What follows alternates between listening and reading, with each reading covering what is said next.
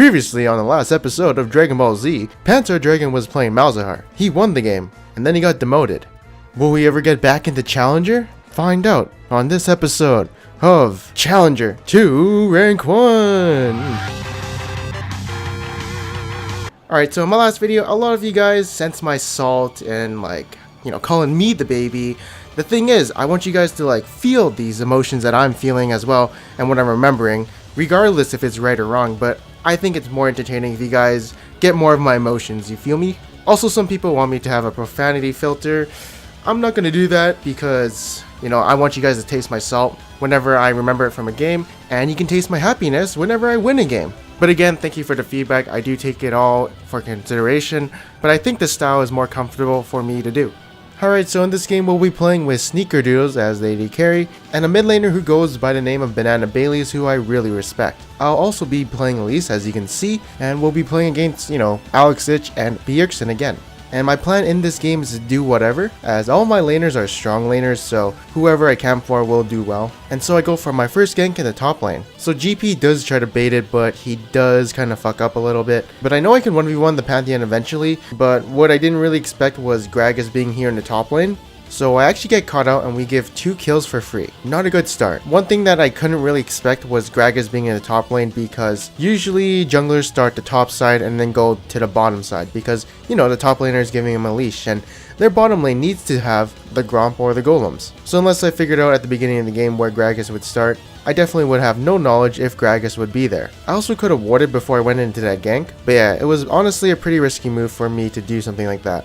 Now next up, I noticed that Ryze is kind of getting aggressive under Yasuo's tower, so I see that and I kind of want to assist him to see if I can get a kill here. So right here, this is a pretty basic kill. I repel to him and kill him, and then later on we know that Gragas is in our jungle, so we do try and cut him off. Sadly, that doesn't work too well, but I see he's low on mana and a little bit of hit point. Ryze is also dead, and as you can see I have a tracker's knife, so I can go into his jungle and put some wards down to have some knowledge of where he'll be. I also definitely want to emphasize on the wolf camp because it will give me vision of his whole left side jungle, and so I don't really need to waste my tracker's knife ward in his jungle anymore. And yeah, when you see you have an advantage over the enemy jungler, you can definitely do aggressive moves like this, especially if your lanes are pressuring the other lanes.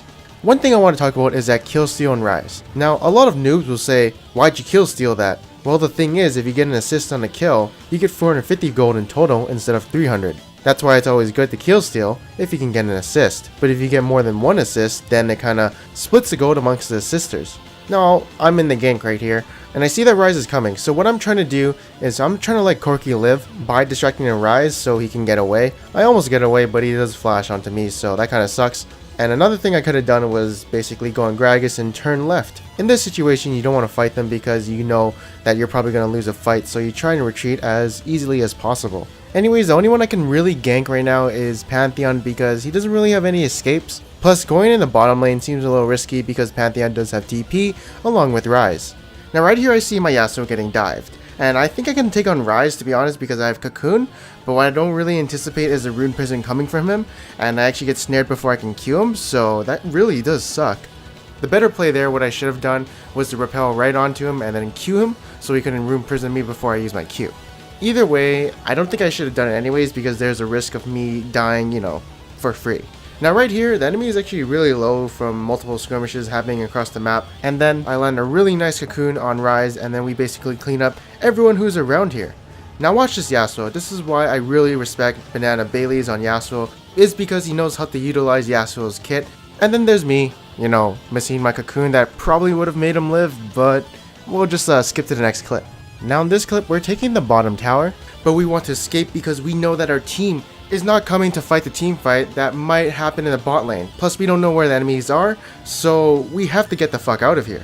Should our teammates come and assist us? Fuck no. They're gonna lose the team fight and die with us if we fought the fight, so we don't want to fight anything that's not gonna go our way.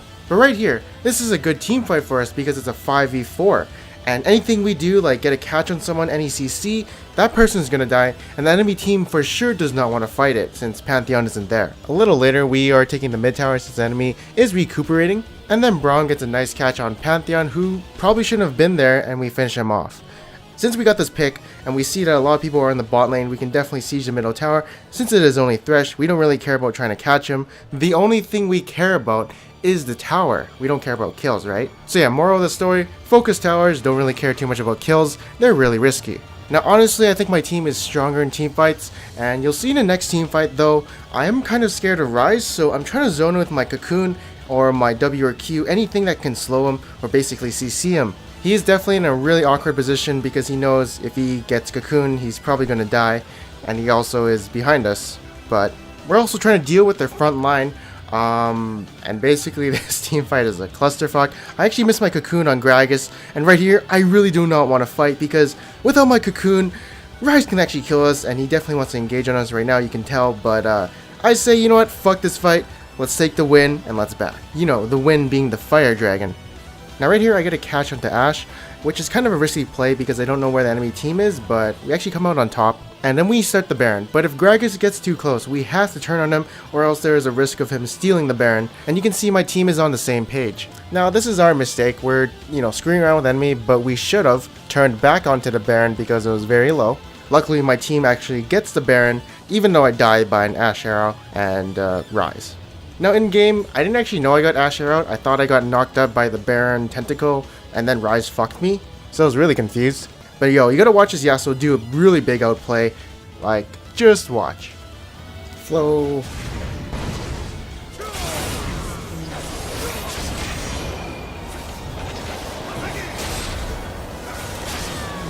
Oh. Wow. Okay, well, I said that wow like I was turned on or some shit, but I was just tired. Anyways, we got the Baron, and then you start sieging some towers. The enemy wants to fight you while you have Baron, but that's a really bad idea. You ace the team, and you eventually win the game. And now that brings us to 444 LP. Alright, so the next games are pretty fucking boring, I'm not gonna lie. I'll be playing Swain top yet again, and it basically goes like this. I feed, but then I win, and then I play Swain some more and feed, but then I win, and then I play his Tarot game, I do this, but then I feed some more, and then I lose. Uh-oh, that wasn't supposed to happen. And then in the next game I went full tilt because my team, they were doing really bad in the early game. Like they already gave 2 kills in the first 2 minutes, and then we're also facing CLG, well, 3 members of them, and then Zac dies at level 1, and then I start doing some stupid shit, like bronze level plays, really bad stuff. But the reason I was actually doing some really stupid shit was because I went super aggressive mode because I knew that we'd lose this game if it kept going like this, so I want to make some big plays to try and snowball it around. That was my mindset, but obviously it just kind of snowballs against me, and basically the enemy is kind of screwing around for a really long time, but eventually we do lose. And in the next game we actually get COG again, but without Huhi and only Afromu and Xmithy, who apparently people like calling me him. And right here it's pretty interesting. I thought I could kill him before I actually die myself, but he does get a kill. And definitely a really aggressive play by me, but I think it's worth it because the wave starts pushing onto Alawi. And right here I actually just push with my team and try and go for a dive, because I do see that Jin is kind of low, so it's an easy dive. I was actually just intending on sieging the tower, but when I saw it, I went for it. And our team actually does come out on top.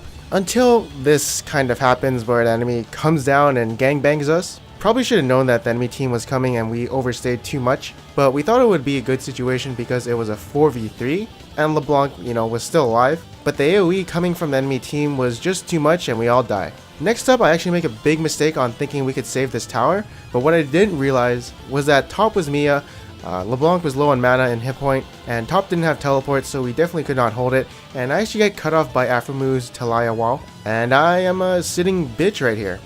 This death actually made me feel a little miserable because I couldn't do anything.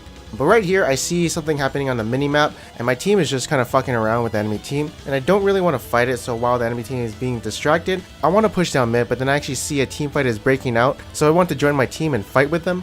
And I don't know why I went into a Laui clone, probably should have gone on Vladimir, but once I saw Eve, I was ready to ditch the team fight, but apparently we start winning it again, and I come back in, and I get a Wraith camp while my team gets a tower. That's all we can get though, respawn timers are too fast. A little later, I actually make a huge mistake here by trying to clear some wards and thinking that I can come up mid and try and make a catch onto the enemy team. And I feel like I'm safe because I have my sweeper and no wards have spotted me yet, so I'm like, okay, let's make a catch somewhere. And apparently, I'm the one who's getting caught out right here. But my team sees this and they know they can follow up onto me, so what I do is I flash over the wall, kill the Jin, and then we team fight the enemy. which is most likely going to go our way since it's a 3v4, so we're just trying to scramble for some kills if we can. Honestly, in these team fights, our goal is to protect Lucian, because Lucian has like 11 kills, so we just have to protect him, we have to peel for him, and we'll win the game. Easy peasy, lemon squeezy. And right here, my team actually gets a pick onto the enemy team. I don't know how, I mean, it's an Alawi, so that's very weird to me. But yeah, we get 2 kills, and we can now do Baron for free. If we had a minion wave, we'd probably take the middle inhibitor, but we do not have it currently, so the best option is to get the Baron. Also, you guys are probably wondering why I'm building Abyssal Scepter this game and not like a Riley straight up. It's because they have a lot of magic damage and I don't want to die. Plus, I wasn't really carrying this game, so I just want to be a little bit more tankier. And yes, we do get the Baron. And now we just go for a little team fight, which we can probably win since we're so far ahead. Plus we have Baron. And enemy team is split up, and we aren't fighting under towers, so this is definitely an easy win. Now all you have to do is basically when you get Baron, you just siege down a tower, and you'll eventually get it. Just get the tower, don't really engage under the tower, unless you can burst them in a few seconds. But yeah, I get my revenge on CLG. You know, I'm feeling really good because that last game actually kind of made me mad. And now we're back at it again into Challenger. Well, actually we were Challenger at some point in this video, but I forgot to say it. But on the next episode of Dragon Ball Z, we'll be playing with TSM's Svensson, I don't know how to say it, versus Xmithy and Afromu. Which team will win? Find out on the next episode of Dragon Ball Z. Anyways, if you guys did like this video, make sure to leave a like, and if you didn't, make sure to subscribe. Anyways, I am Panzer Dragon, and I'll see you guys next time.